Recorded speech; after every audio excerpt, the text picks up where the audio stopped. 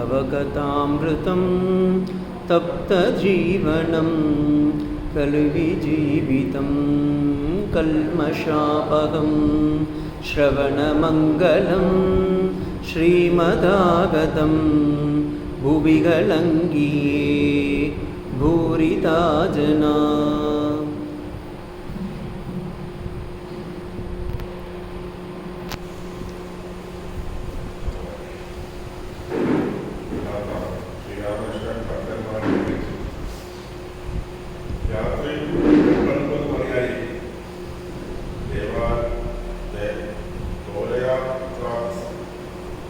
ശ്രീരാമകൃഷ്ണൻ ബലരാമ മന്ദിരത്തിൽ ഭക്തന്മാരെ എഴുന്നേറ്റ് പ്രേമാനന്ദം കൊണ്ട് നൃത്തം ചെയ്തു.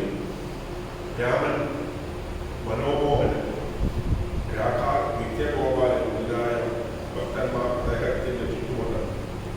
സകലരും ഹരിനാമ സങ്കീർത്തനം ചെയ്തു ഭക്തരായിരിക്കും. ചില ഭക്തന്മാർ ഭാവാവസ്ഥയിലുണ്ട്. ഭാവാവസ്ഥയിൽ നിത്യഗോപാലന്റെ നാടകം നിറനിറമാക്കി എല്ലാവരും ഇരുന്ന് കഴിഞ്ഞപ്പോൾ മാസ്റ്റർ ഭഗവാനെ നമസ്കരിച്ചു. ഭാവാവസ്ഥനും ബാഹ്യ ബോധശൂന്യനുമായിട്ട് രാഘ നിരത്ത് കിടക്കുന്നത് കണ്ടു. ഗുരുദേവൻ അദ്ദേഹത്തിന്റെ നെഞ്ചിൽ കൈവച്ചുകൊണ്ട് എന്ന് പറഞ്ഞു. ഇത് രാഘാവിന്റെ ആദ്യത്തെ ഭാവാവസ്ഥാനുഭവമായിരുന്നു. അദ്ദേഹം കൽക്കത്തയിൽ അച്ഛന്റെ കൂടെയാണ് താമസം. ഇടയ്ക്കിടയ്ക്ക് ഗുരുദേവനെ കാണാൻ പോകാറുണ്ട്. അക്കാലത്ത് ശാവപുഷ്കരത്തിലുള്ള വിദ്യാസാഗര വിദ്യാലയത്തിൽ ഏതാനും നാൾ പഠിച്ചിരുന്നു. ഞാൻ കൽക്കത്തയിൽ ബലരാമവസുവിന്റെ വീട്ടിൽ വരും, നീയും അവിടെ വരണം എന്ന് ഗുരുദേവൻ ദക്ഷിണേശ്വരത്ത് വെച്ച് മാസ്റ്ററോട് പറഞ്ഞിട്ടുണ്ടായിരുന്നു. അതുകൊണ്ട് ഗുരുദേവനെ കാണാൻ മാസ്റ്റർ വന്നിരിക്കുന്നു. മീനമാസത്തിലെ ശുക്ലപക്ഷം ശ്രീ ബലരാമൻ ഗുരുദേവനെ ക്ഷണിച്ചുകൊണ്ട് വന്നിരിക്കുകയാണ്. ഇപ്പോൾ ഭക്തന്മാർ വരാന്തയിൽ ഊണ് കഴിച്ചുകൊണ്ടിരിക്കുന്നു. ബലരാമൻ ഒരു വേലക്കാരനെ പോലെ അവിടെ നിൽക്കൊണ്ട് എല്ലാവരും അദ്ദേഹത്തെ ആ വീട്ടിലെ കാരണവരാണ് കരുതിയില്ല. മാസ്റ്റർ ഇവിടെ ആദ്യമായാണ് വരുന്നത്. ഇനിയും ഭക്തന്മാരുമായി പരിചയമായി കഴിഞ്ഞില്ല.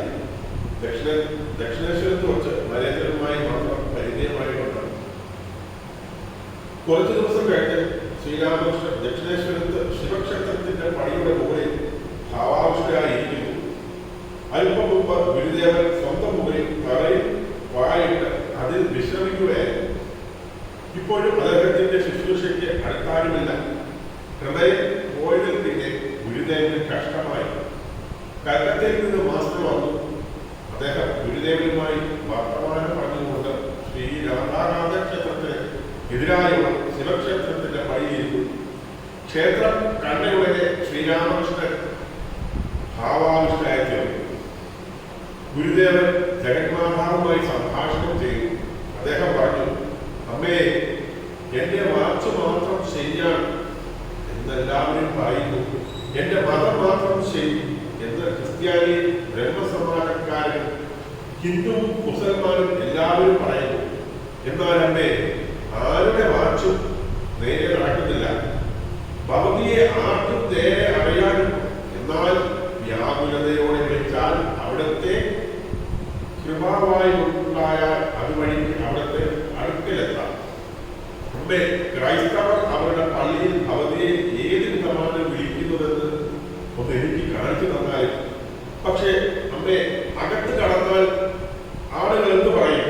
അതുകൊണ്ട് കുഴപ്പം വല്ലതും പിഴയുമോ? പിന്നീട് എന്നെ അവർ ദേവിയുടെ കോവിലിൽ കടത്താതിരിക്കുമോ? എങ്കിൽ പള്ളിയുടെ വാതിക്കൽ നിന്നും കാണിച്ചു തന്നാലും. പിന്നൊരുന്ന ഗുരുദേവൻ സ്വന്തം മുറിയിൽ ചെറിയ കട്ടിലിൽ ഇരിക്കുകയായിരുന്നു. ആനന്ദവിഗ്രഹം, മന്ദഹാസ മനോഹരമായ തിരുമുഖം, ശ്രീകാളി കൃഷ്ണനും ഒരുമിച്ച് ചേർന്നു. സ്നേഹിതൻ തന്നെ എങ്ങോട്ടാണ് കൂട്ടിക്കൊണ്ട് പോകുന്നതെന്ന് കാളി കൃഷ്ണന് നിശ്ചയമുണ്ടായിരുന്നില്ല. ഞാനൊരു മദ്യശാലയിൽ പോവുകയാണ്, നീ ഒപ്പം വരുന്നോ? അവിടെ ഒരു ചാറ നിറയെ ചാരായമുണ്ട് എന്ന് മാത്രം സ്നേഹിതൻ പറഞ്ഞിരുന്നു. മാസ്റ്റർ വന്ന് നമസ്കരിച്ച ശേഷം സ്നേഹിതനോട് വഴക്കി പറഞ്ഞതൊക്കെ ഗുരുദേവനെ പറഞ്ഞു കേൾപ്പിച്ചു. അദ്ദേഹം ചിരിക്കാൻ തുടങ്ങി.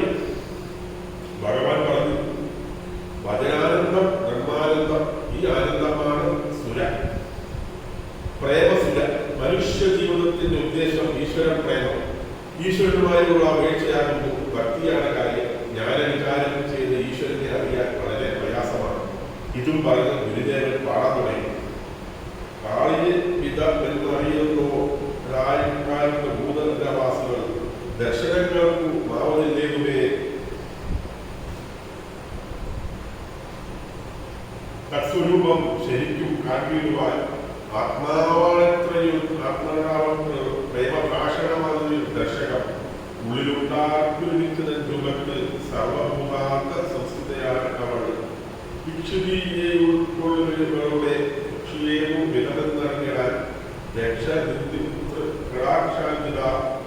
തൃക്ഷസന്നിധനായുള്ള ഭൂമിയിൽ യോഗി മൂലാധാരാചക്രങ്ങളിൽ യോഗമായി ധ്യാനിച്ചു സർവത ഹംസമത്തവൾ പൊയ്കയിൽ സംവാദം ഹംസരൂപിണി നീന്തിക്കളിക്കുന്നു. ആടി നീന്താൻ പ്രസാദിക്കുന്നു. ലോകപ്പോഴെ പുഞ്ചിരി കൊള്ളുന്നു. അമ്പളിക്കല കൈക്കുള്ളിലും തെരഞ്ഞിടുന്നു. എന്നുടെ മനസ്സിലെല്ലാം അറിയുന്നു. പക്ഷേ നെഞ്ചകമൊന്നും ഗ്രഹിച്ചില്ല. ഭഗവാൻ ശ്രീരാമകൃഷ്ണൻ വീണ്ടും ഈശ്വരനുമായി വീഴ്ചയിൽ ഏർപ്പെടുക. ഇത് തന്നെയാണ് ജീവിതത്തിന്റെ ഉദ്ദേശം.